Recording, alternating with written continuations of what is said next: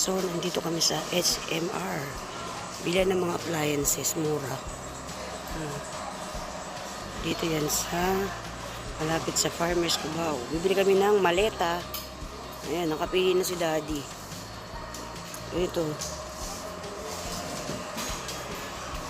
Ayan, ang mga mura, mga person. Sama natin si Daddy at si Madam. Mga bilihan ng mga mura. Pasyal na kayo dito. Ayan, marami na sila mga damit. Mga branded. Yung iba. Dickies. May Puma, may Wrangler. Maraming mga iba-ibang brand. Ang daming mura dito. Pasyal na kayo dito. Pag malapit kayo dito sa area, mga person. Ang dami tingin lang tayo dito. Sale. Ang ganda. Magkano? 24,000. Maraming pagpipilian. Headset. Ito. Ewan ko. Steamer. Portable air cooler. Magkano? Hindi ko makita yung price. Magtatanong ko. Mini chopper. Oo nga, no? Yung mga shoes, Yung nga si Madam, pumipili. Baka may mapili. Ay, oo, magkano? Tignan mo yung price. Kape, espresso. Tignan mo yung price. 2,700? 2,700. Pang ano ng coffee? Yan, sa maleta. Yung pagkano to? 1,100.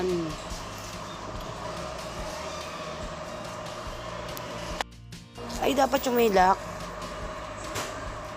Ito, magkano ba ito? Ayan, tignan mo. Dapat yung may lock. Ayan, Madam. Magkano? 1,700. 1,700. Ito maganda yung may lock na ganito. Oo nga. Ilan ano yan? Parang konti lang. Ha? 5K. 5K? Uy, mura. Ito 1,700. Let's go. Uwi na kami. Ayan, ang dami talaga mura dito, mga person. Iba-iba, sorted. Nasa mga home appliances siya.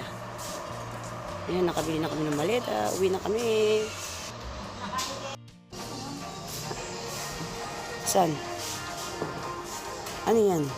Espresso machine. Ay, ito yung sabi ni Kuya, Espresso machine. 1,499. Ayan, sabi ko kay Kuya, Ayan, Magkano yan? Ano po? 2,900. 2,900. Ito.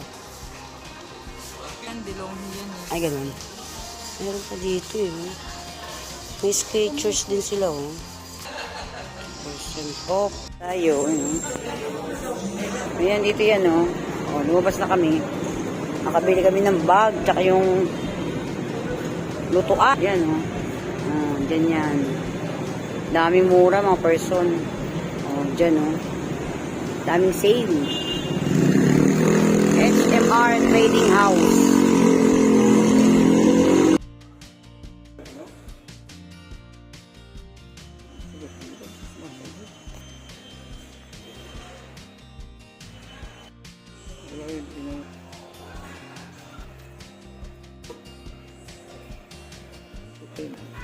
$3,900.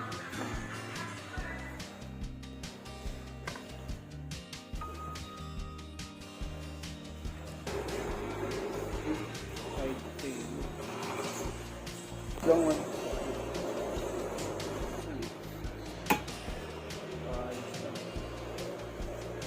Carpet.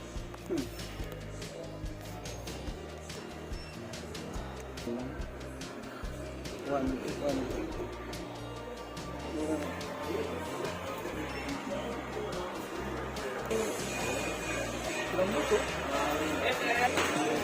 One for 6,000.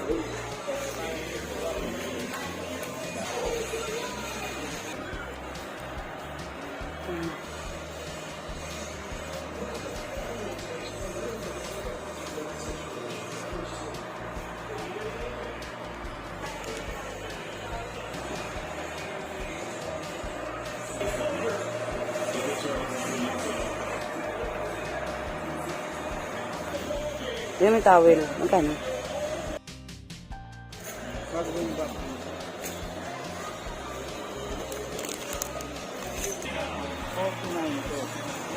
Ha? 49. Socks, 49 pesos.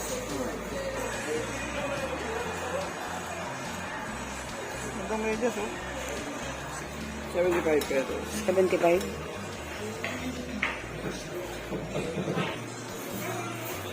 A few moments later. Pupunta tayo ng farmer's market. Unang taon natin ng palengke dito sa farmers. Yan o. Tayo ay mamimili.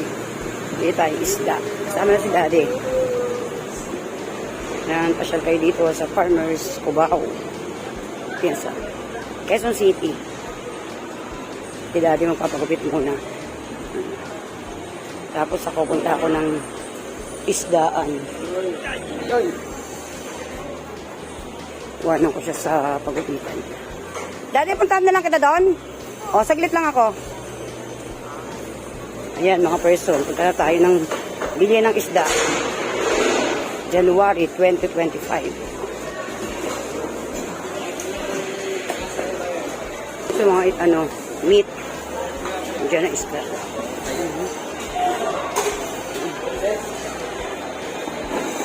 Dami nagtitinda.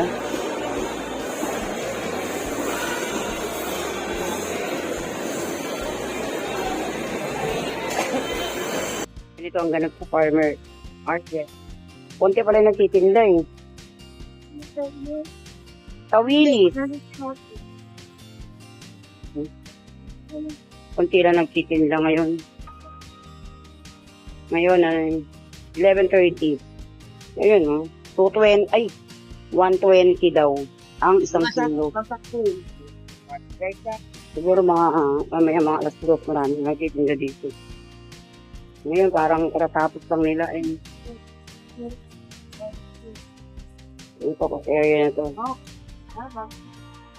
Ayan. Wala pong ganyan. Ito yung trading area. Trading area dito din nabagsak nito. Wala pa eh. 450 isang kilo. 170 ang kilo dito. Ano laki? Pa-slice ko na. Tsaka sinigang. Ito lapo-lapo. May 600, may 750. Mahal yung pula. 750 daw. Ito, 550. Lapo-lapo. Palinis na. So, ate dalawang piraso lang pwede? Yan ang gusto kay ate, kahit isa pwede. Kasi dalawa lang kunin ko eh. Ang laki nito oh. Ang galing mo. Yan ang maganda, hindi masungit. Oo, tama. Yan ang maganda, hindi masungit. Ayun, dami. Ito na kasi, favorite niya yan eh. Ate, ano mo magandang dyan? Piprito ko lang. Wala akong pangsiyaw eh. Oo, parang ganun. Bala ka na. Magaling ka eh. Manihito. Tama nga naman si ate, kahit isa pwede. Yung iba ayaw eh. Ayan oh, wow. Ay, ayan eh. Ate, paano paglinis niyan? Ano ang klasasin? Ganon? Tanong ko, sagot ko eh. O yan, yan. O yan. Ang galing ni ate. Parang lang yun yung paano tinutunog ah. Oo nga, binalian ng leeg. Wala na yun, hindi nagagalaw. O, tama yan. Ayan o, 140 dalang karas. May buhay talaga dito sa farmer. Dito ako bumibili.